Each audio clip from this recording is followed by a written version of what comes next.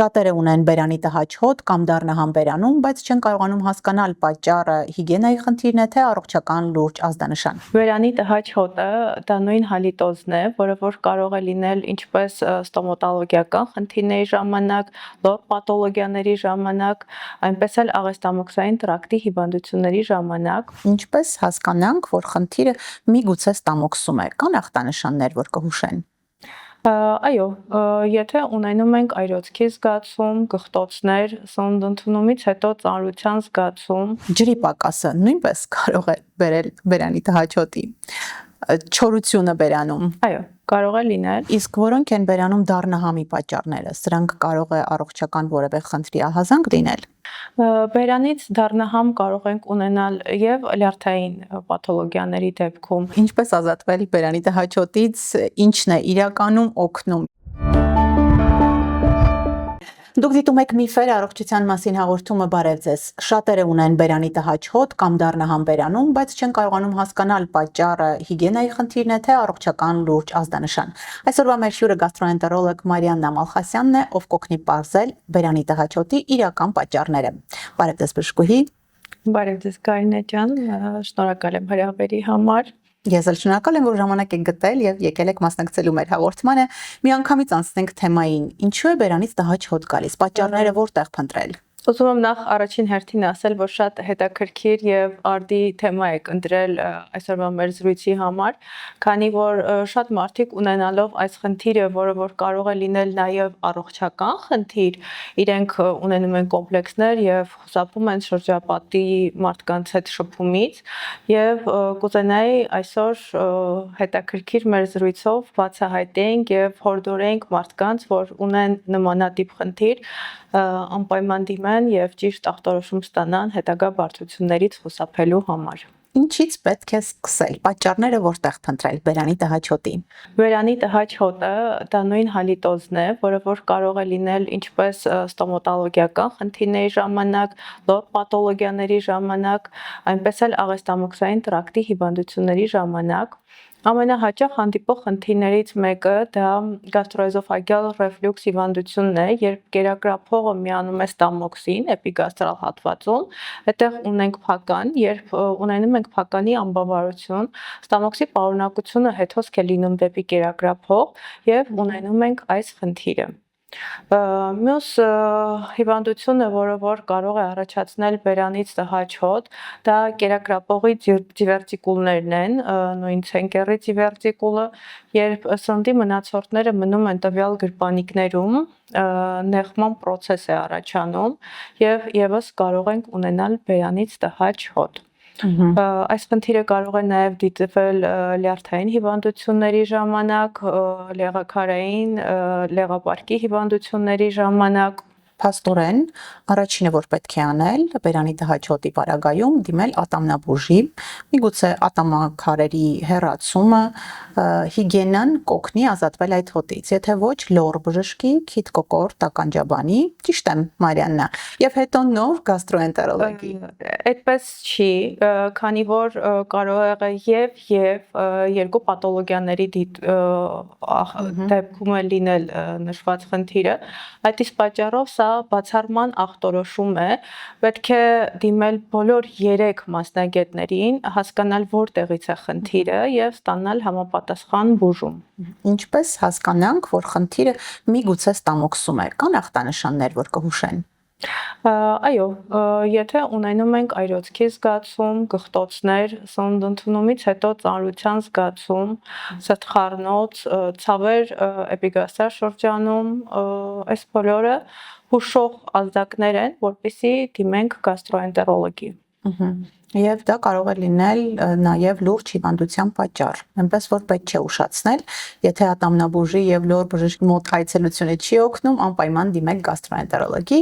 ավելի հաճախ այսպես միամիտ, միգուցե մարդիկ համարում են միամիտ, առավոտյան է բերանից տհաճ հոտ գալիս, կան սխալներ, միգուցե երեկոյան որ անում ենք կամ ինչպես նվազեցնել այդ դրսևորումը։ Այո, առավոտյան բերանից տհաճ հոտ կարող է գալ այն պարագայում, երբ երեկոյան ուշ ժամին օգտագործում ենք յուղոտ, ճարպոտ, սուր համեմունքներով համեմված սննդամթերքի տեսակներ, Եվ քանի որ քնում ենք, երկար ժամանակ ստամոքսը դատարկ է մնում եւ այս պարագայում էլ կարող է չունենանք որևիցե օրգանական խնդիր, բայց երկարատև ստամոքսի դատարկ լինելու պարագայում առավոտյան ունենանք բերանից տհաճ հոտ։ Ջրի պակասը նույնպես կարող է բերել բերանի տհաճ հոտի։ Չորությունը բերանում։ Այո, կարող է լինել։ Դրա համար չկա ֆիքսված չափականակ, որ ասենք այսքան պետք է մարդը օրվա չափաբաժնով ջուր խմի, առավել եւս եթե մարդը ունի ուղեկցող հիվանդություններ, դա նույն սիրտանոթային համակարգի հետ կապված խնդիրներն են, երիկամային հիվանդությունները, հա, այս ժամանակ միշտ խորհուրդ ենք տալիս բուժառուներին սահմանափակել հեղուկի օգտագործումը, բայց ջրի պակաս օգտագործումը, այո, կարող է ունենալ իր բացասական ազդեցությունը եւ դիտվի բերանից տհաճ հոտ։ Շատ լավ բժշկուհի, իսկ որոնք են բերանում դառնահամի պատճառները, սրանք կարող է առողջական որևէ խնդրի ահազանգ լինել։ Բերանից դառնահամ կարող ենք ունենալ եւ լյարդային պաթոլոգիաների դեպքում, եւ լեղապարկի հետ կապված խնդիրների դեպքում, եւ գաստրոէզոֆագեալ ռեֆլյուքս հիվանդության դեպքում ամենահաճախ հանդիպող խնդիրներից մեկը դա հետխոլեցիստեկտոմիկ համախտանիշն է, երբ լեղապարկի վիրահատությունից հետո է դիտվում նմանատիպ խնդիր բերանում դառնահամ, քանի որ վիրահատությունից հետո խանգարվում է լեղու արտահոսքը։ Այդ իսկ պատճառով կարգավորելու դեպքում որոշակի պրեպարատներ ընդունելուց պացիենտները անցնում են իրենց բնականոն կյանքի ռիթմին, քանի որ դա կյանքի համար վտանգավոր չէ։ Բայց կարող են նաև բերանում դառնահամը որևէ հիվանդության ախտանշան լինել, օրինակ շաքարային դիաբետով հիվանդներն են շատ հաճախ նշում ացետոնի համ են Դա առնում սպეციფიկ հոտ է երիկամների երիկամային ամենությունների ժամանակ դա ավելի շատ ոչ թե դառնահամ է, դա սպეციფიկ հոտ է, որը որ լինելու դեպքում ուզում եմ նշել, որ մեր ազգաբնակչությունը շատ հաճախ քողարկում է այդ խնդիրը որոշ տարբերակներով մաստակի օգտագործումով, հա, ախտահանի սփրեյների միջոցով, սա ընդհանրապես ժամանակավոր լուծում է եւ այո, ախտանիշների դեպքում եւ որը որ քրոնիկ բնույթ է կրում, անպայման պետք է դիմել բժշկի։ Թեկուզ եւ պարտադիր չէ դիմել հենց գաստրոենտերոլոգի կամ ատամնաբուժի, հա, կարող են դիմել իրենց տարածքային թերապևտների եւ տվյալ բժիշկները շատ ճիշտ եւ գրագետ կուղղորդեն հարցի լուծումը բարձելու։ Շատ հաճախ բերանի տհաճ հոտը քողարկելու համար այո դիմում ենք մաստակի օգնությանը կամ տարատեսակ սփրեյներով ողողումներ ենք անում։ Ձեր կարծիքով բժշկուհի դրանք կարող են վնասել ստամոքսը որ դեպքում։ Ուտելիքից հետո ախտահանել բերանը սփրեյների միջոցով կամ մաստակի օգտագործումը պետք է չլինի երկարատև, հա, ուղղակի զուտ բերանի խոռոչը ախտահանելու նպատակով կիրառվի, քանի որ երկարատև սփրեյների օգտագործումը կարող է բերել բերանի խոռոչի չորության, որից հետո կարող են առաջանալ ստոմատիտներ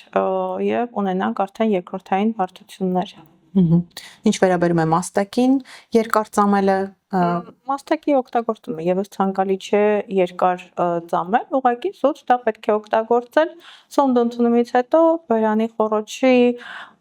հոտը վերացնելու նպատակով։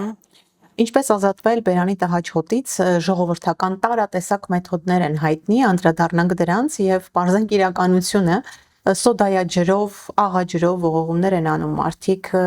շատ տարածված է մեխակով ախտահանել, հա, փոխել բերանի համը, սրանք օգնում են։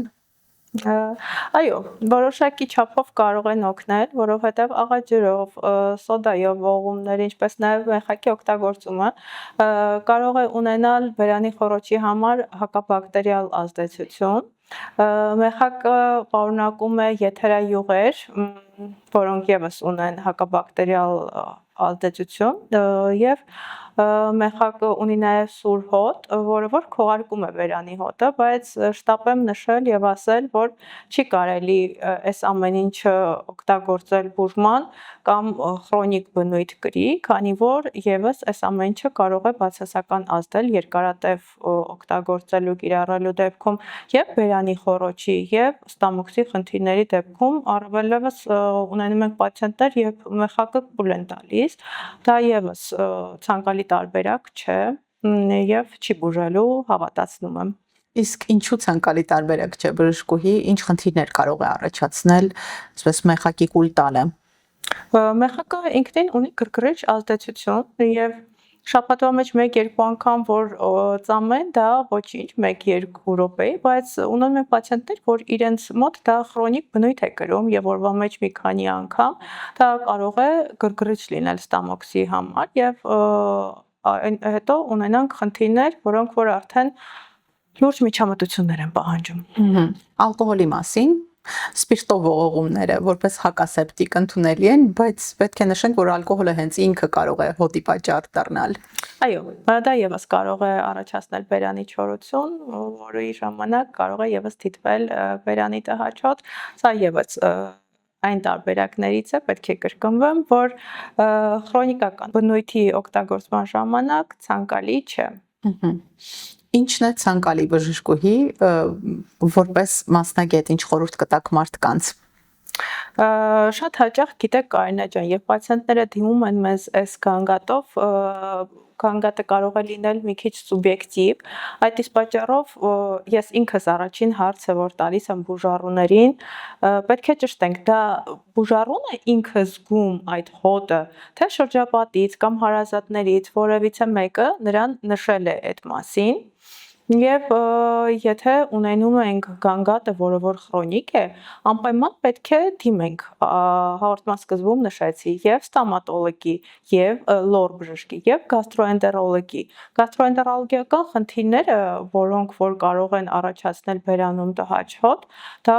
կարող է ունենալ նաեւ անդառնալի հետևանքներ։ Այդ իսկ պատճառով, եթե բերանի տհաճ հոտը տևում է որոշակի ժամանակ, հա, մոտ մինչեւ 1 ամիս, անպայման պետք է դիմել գաստրոենտերոլոգի